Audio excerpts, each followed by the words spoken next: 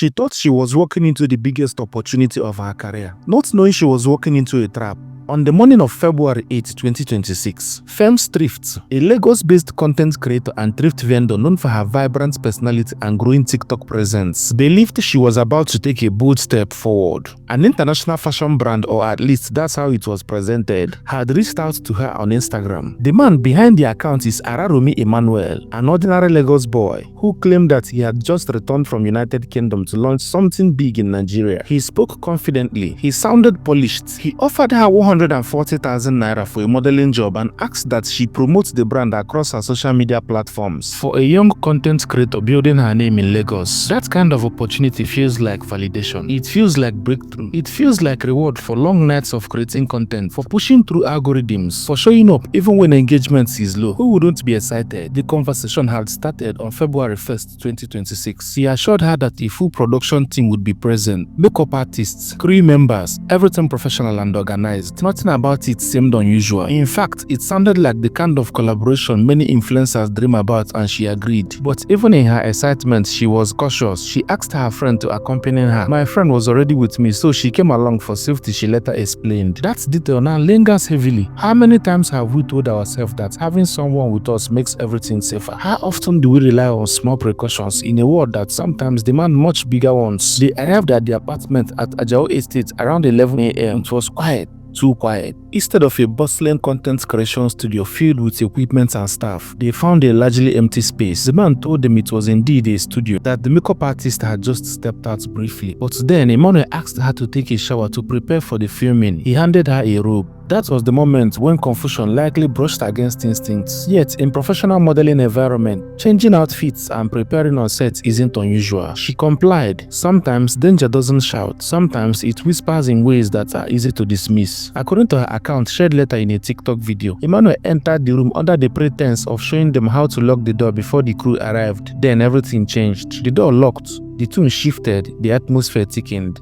What followed, she alleged, was a terrifying ordeal. She and her friend were threatened and forced into undressing themselves at knife point, a situation they never agreed to. And he ordered the friend to tie up Fems with a rope, which her friend complied and did. After, Emmanuel then tied up the friend too and had forceful and unprotected carnal knowledge of them simultaneously. When he was done, he then seized their mobile phones. The threats were clear and calculated. If they spoke up, if they reported him, if they tried to tell their story, he would release their private materials online. He threatened me with my internet presence, she said. He said if I spoke up, he would release my private videos now and in the future. For a content creator, your online presence is your livelihood. Your digital footprint is your brand. Can we imagine someone weaponizing that against you, using your visibility as a cage? They eventually left the apartment between 2 p.m. and 3 p.m. But leaving a physical space does not mean leaving the trauma behind. Fear follows. Shame tries to creep in. Doubt whispers cruel questions. Will people believe me? Will they blame me? Was there something I missed? When she shared her story on TikTok, it spread quickly across social media. In a country where conversation about sexual assault in Nigeria are often buried under stigma, her decision to speak up was both brave and risky. The video triggered outrage and many users demanded justice. Images of the alleged perpetrator circulated online and people called for his arrest. And then, in what felt like a small breath of hope, she posted another update online. The alleged culprit had been arrested and taken to a nearby police station, but the hope she soon discovered can be fragile. In a follow-up video, she expressed frustration. According to her, the police was not treating the case with urgency. She felt it was being handled with what she described as kid's glove. Anyone who has followed conversations about law enforcement response to sexual assault cases in Lagos knows this fear too well. The fear of not being taken seriously. How some survivors walk into the police station already trembling, only to be met with indifference. How many give up halfway because the system feels colder than the crime itself. She took her frustration to Instagram, posting about the lack of seriousness from the Nigerian police. And sometimes when you speak into the void of the internet, someone unexpected answers. A barrister named Dami Marshall reached out to her. The message was simple but powerful. Take this case to the Lagos State Domestic and Sexual Violence Agency. According to the lawyer, that was where she could get proper attention. That was where her case would not be dismissed. She followed the advice. She returned to the police station where she had initially lodged the complaint and requested that the case file be transferred to the Lagos State Domestic and Sexual Violence Agency. But the officer at desk reportedly refused. Even then, she did not back down. She called the barrister and explained what was happening, and a show of solidarity that many described as rare and commendable. Barrister Dami Marshall reportedly drove down herself to the police station. It was only then that the case was transferred to the Lagos State Domestic and Sexual Violence Agency.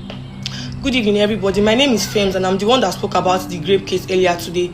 First of all, I want to say thank you to everybody who used their platform, both the people that know me and people that they don't know me, who used their platform to call out this case. I'm very, very grateful. The people that commented, people that reposted, people that shared my post. I'm very, very, very grateful, and I pray that whenever you people ask, God will always answer to your prayers. I'm very grateful. When we apprehended this culprit, the first station they took us to, they were not taking this case serious at all. Barrister Dami Marshall reached out to me on Instagram, and she asked me to take the case to gender, that they will take it serious there. But these people were not even treating us like victims. They were not even letting us do anything. Even they were not going to even let us leave the station, even with the culprit. So I told her that, ma, please, can you come and pick us up from here, because they are not letting us do anything, even contact any other officer. They are not letting us. And she came to the station. She came there. She took the case and she took the case and transferred to gender at Ikeja, and they are taking the case very, very serious there. And she assigned her lawyer to stand in this case for us. I want to say thank you to Barrister Marshall Dami and Barrister Fola, the lawyer in space of this case. I am very grateful to them both for coming through for me, even without them. Think about that for a moment. What if she had not spoken up online? What if no lawyer had seen her post? What if she had simply accepted the initial response and gone home defeated? This story is not just about one content creator in Lagos. It is about the power dynamics that exist in the influencer industry. It is about the risk young women face chasing legitimate opportunities. It is about online safety, about digital blackmail, about how easy trust can be manipulated in the age of social media. But it's also about resilience. Fems expressed deep gratitude to the barrister and to the people who supported her. Gratitude, even after trauma, is a complicated emotion. It does not erase the pain. It does not undo what happened, but it acknowledges the light that shows up in that moment. In Nigeria and across the world, sexual assault survivors often carry their stories in silence. Some are afraid of judgment, while some are afraid of retaliation. Some simply do not have the access to institutions like Lagos State Domestic and Sexual Violence Agency. When one person finds the courage to speak, it chips away all silence. Yet we must ask ourselves the uncomfortable questions. Why does it often take public outcries before cases move forward? Why must survivors fight so hard to be heard? Why do we still live in a society where someone can allegedly lure and assault a woman with the promises of a modeling job and believe they'll walk away with it? As the case moves through the proper channels, one thing is clear. Her voice mattered. Her refusal to stay silent mattered. The intervention of a lawyer who chose to act instead of to scroll past the post mattered. She walked into that apartment believing she was stepping into a career milestone. She walked out carrying a burden she never asked for. But she also walked forward, refusing to be silenced. And perhaps that is where the real change begins. Not in the promise of a glamorous opportunity, but in the courage to say, this happened and I deserve justice. I will keep following up the story, and if any new updates drop, the rest assured you'll be the first to know. What do you think about this story? Drop your thoughts in the comments below. Also, like and share this video, subscribe to my YouTube channel, and turn on the notification button for the latest true crime stories. So everybody, it took me 3 days to come out and talk about this thing on TikTok, because TikTok has a very large audience, and I've been ashamed of myself before it gets to the wrong audience, and they will say, oh, why did you go there? They start judging. So I've been ashamed of myself, and the fact that my friend went with me, like, I've been feeling guilty, like